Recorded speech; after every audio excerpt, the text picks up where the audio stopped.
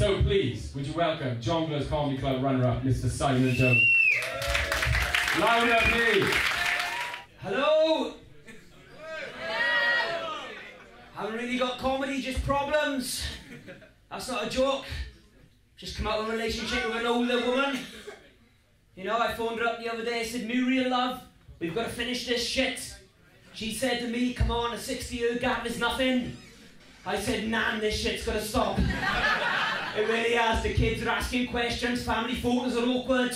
I don't know how you will slip the finger in love. It's really bad, you know, but I'm rubbish at relationships. I really am. I've tried all types of relationships, you know. I've had the white girls, the black girls, the Chinese girls. I've even had the big girls. I love the big girls. I love the big girls. I'm going to put that out there.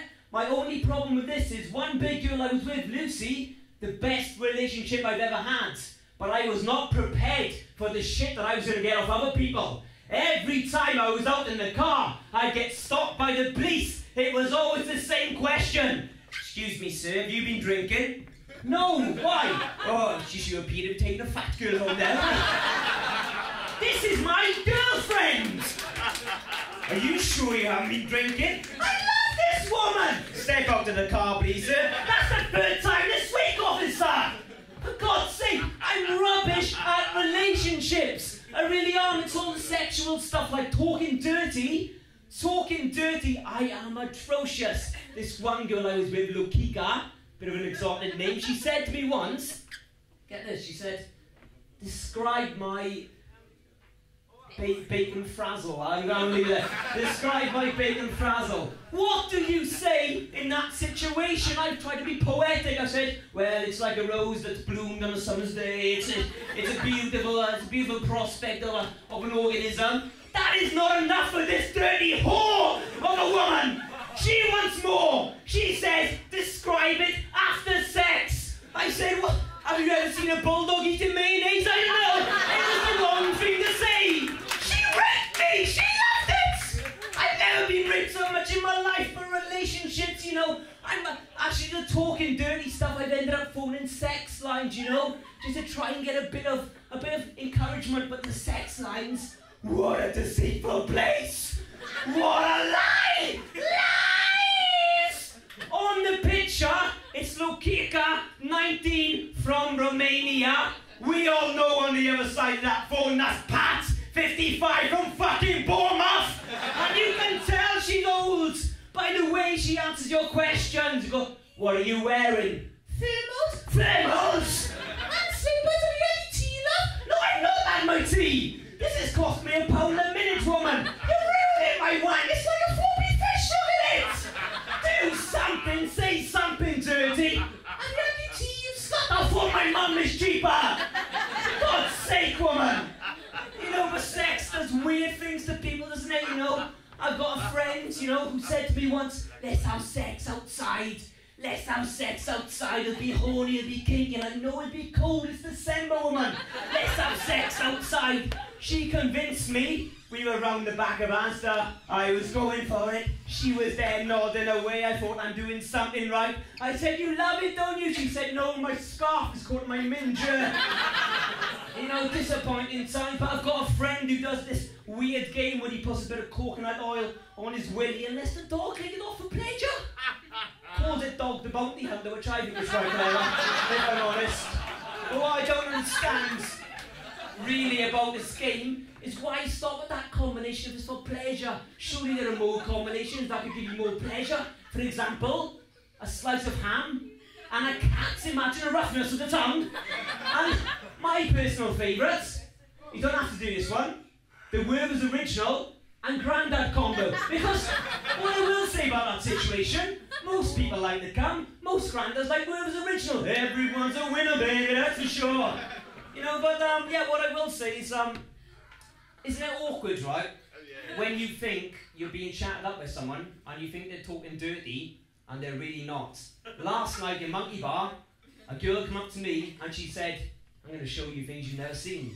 I thought, great, I'm in, dropped my trousers. She pulled out a picture of the spa in Leicester. I said, what's that? She wasn't going to be in Leicester.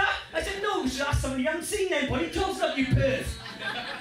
shocking times, but that's my problem, you know. As a child, you know, I was always too trusting in people, and this led really to me believing that certain things like animation could be real life. I mean, I remember once in the summer holidays, I was playing Mario for about an hour, and I thought, well, if this guy can live this life, so can I.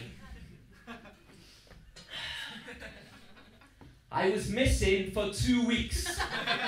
In the end, they found me stuck down the sewers, covered in other people's shit, tripping my twat off on mushrooms, jumping up and down on the shell of a half-dead tortoise, shouting, "Where's Luigi?" Apparently, when they tried to catch me, I covered myself in glitter and ran away going,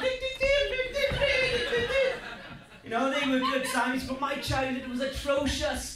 My dad was in the SAS, never home, but when he was, hide and seek lasted 2 weeks.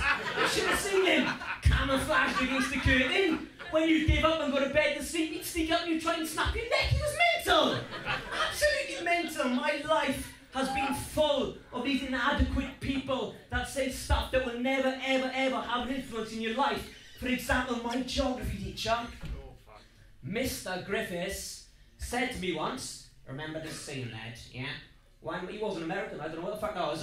He goes, "Remember this saying, lad, one man's trash is another man's treasure." Really, Mr. Griffiths? One man's trash is another man's treasure, and that applies to the whole of life, does it? Yes. One man's trash is another man's treasure.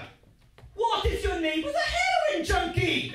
I don't know one single person who collects rusty needles. Who is this guy? You get a knock at the door. "My name's Dave, I've made a hedgehog." Dave, you have not made a hedgehog. What you've made is some kind of weird HIV version of the game Kaplunk, you fool.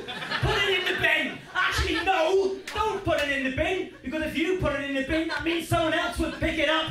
We'll be living in a neighbourhood full of AIDS. They'll do comic relief, for fuck's sake. Stop this shit.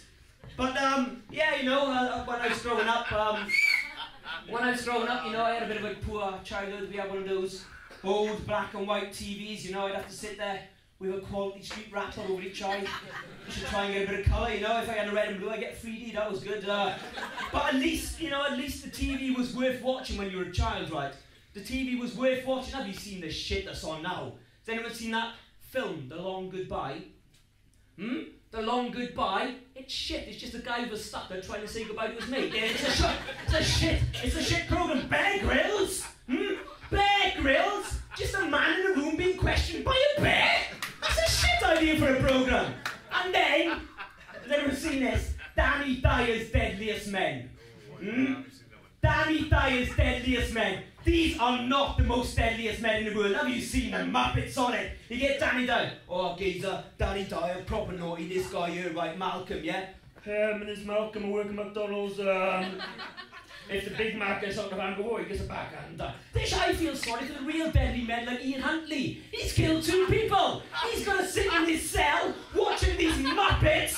Derek from Barnet, who's a doorman. My name's Derek. I'm the doorman from Barnet, basically, right? If you haven't got ID, it's going to go somewhere else, you know?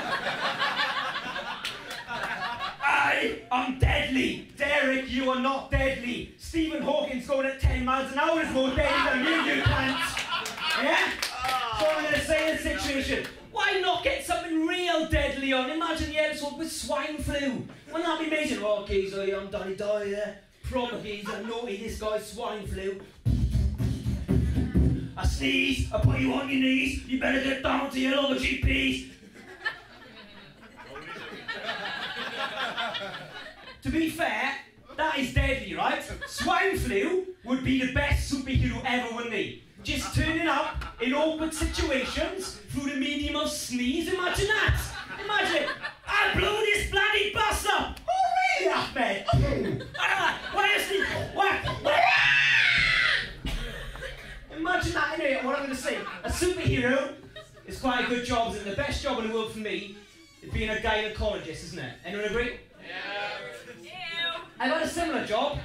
I was once a pizza boy, and I can see you trying to make the link. But what I will say, in both jobs, you can smell it. Oh, you can't eat it, can you? You can't eat it, because apparently that is sexual harassment. And I'm going to finish off by telling you about my first sexual experience. behind the sheds in school. I put my pants down and thought, this is it. She looked me in the eyes, and I never ever forget what she said to me. She said, why does it taste the words original? Thank you, good night.